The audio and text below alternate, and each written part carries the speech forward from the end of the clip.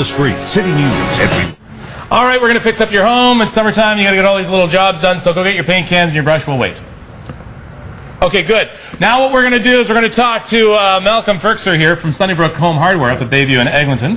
Help is apparently close to home. Oh, yes. Good morning. How are you? Good morning. Good morning. Now, we have all these little jobs that need to be done over the summer, and some that are self-imposed, too, that we want to just sort of gussy some stuff up. So let's start very quickly with things like the garage floor or your porch, and simple things you can do to dress them up. Okay. What we've got here, a lot of people want to spruce up those old concrete steps that are falling apart, or the wooden steps and porches. So we've got different finishes here, two different finishes. One is called granite, the other one is hard rock. And so this could be put onto cement or wood or whatever? Absolutely. It's a three-step process. You prime, you put on your products, and I've got some of the product here, so we'll pop some on. Now let's just take a look at the thickness of that. Now what is that? This is the actual product. Yeah. So you take this, and there are a couple of different finishes, as we can see here.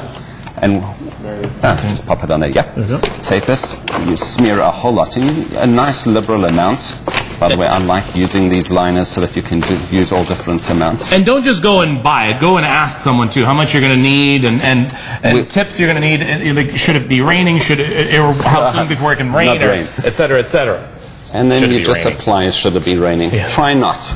And then you just apply a whole lot there. Yeah. Now what I've done here is I've actually put some painter's tape down, because some people like to make a tile effect, and that's really what I'm doing here. So yeah, you can make your own design. Now, for this, when do you take the tape off? Immediately after? Do you let it dry a little bit, or let it dry completely? Some people, do you know what? And you've hit it on the spot. You can use any of them. Okay. So, to take it off immediately, if it's a huge area, you can't be walking across, so you might just let it dry and then pull it off. Can I take this off right now? Absolutely. Okay, so we'll take this painter's tape off right here, and there's the effect that we've gotten. And let's get this other one.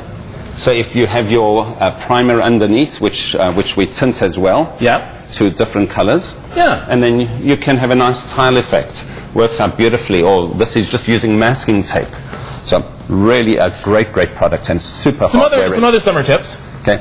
A lot of people, and we just say, you know, it's so simple. You want to spruce up your house, change a color, paint a door, paint the trim. Yeah, just simply a door. You can change the whole look. Absolutely. Of your house. But use a good quality paint. The latexes are now super hard. Yeah. We've got a new designer series which is very similar to a melamine product. So fantastic. This is what do you think that is, Dave? What do you think this is that I'm holding right here? That's not a hat, although it does look very much like some of your hats. But what is that? It's called the Waspinator. Basically, bees and wasps are territorial. So the idea of this is, as you've done, you puff it up, you take this drawstring, and you hang it up in a general eating area. And them being territorial, they stay away from this, because so they won't build a nest around there, and you won't all of a sudden bang on the deck one day, and all of a sudden all these wasps. That is a really neat idea. I took one home. My kid thought I was nuts, and he's watching it because he thinks it's the most brilliant thing. So how much is something like that? $9.99. There you go. And you've got your wasp problem all fixed. Another thing we mentioned earlier when you and I were chatting, some people forget that they actually have a filter in their furnace, and they've been there for years and years in their house. They also forget that you use your furnace during the summer if you have air conditioning, central air conditioning, and the filter still is in use then. Yep. Now, nowadays there are a whole lot of filters, and that's why I brought all of these in.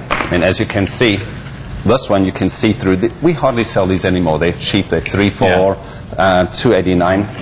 You can see. We don't really bother with those. This is pleated.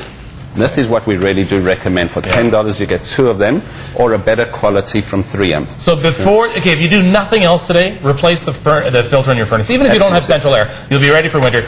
But before you go, get the size of it. Yep. Very important. No. Everyone comes in, want a filter. What size? Please go home and check. So do that today.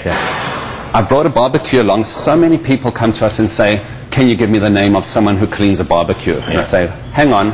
Barbecue cleaning is $100, $150. And this is really what I recommend. For $4.99, you buy a brush. And Kevin, if you can please hold these for a second. Just pop these down. That's just $4.99. You put that onto your drill. Heavy drills.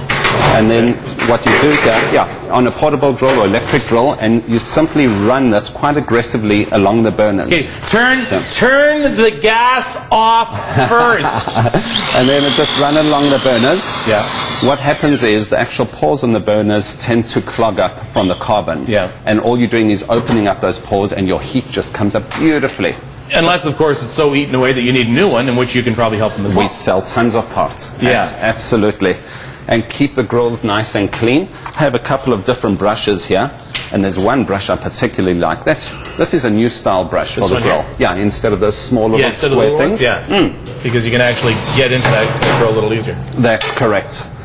The new style and another cleaner, this is just great. This has a little round formation which fits exactly on the sides of your stainless steel cooking grills. Yeah. So the idea being there, goes right on, and you can twist it around, and get you get it right underneath. Let's see. Let me show that again. So Isn't that great? You can actually get in there. Yeah. And then just get right underneath. Plus, it makes a great sound.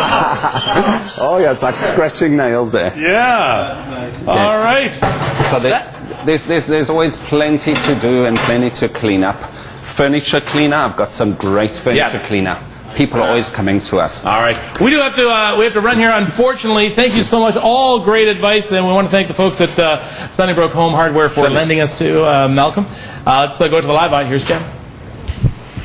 Hey, good morning, Kev. Thank you very much. We are back at the Church Street Diner, and I am here with Glenn Peloso, and he is a leading Toronto designer on the show, the Restaurant Makeover. And I'm looking around, and I'm like, oh, this is a little hand-washing thing. And we were just talking about some interesting things, how by law, and you have to know these things, doing these restaurant makeovers, you have to have certain things in a restaurant, like this hand-washing station, a separate hand-washing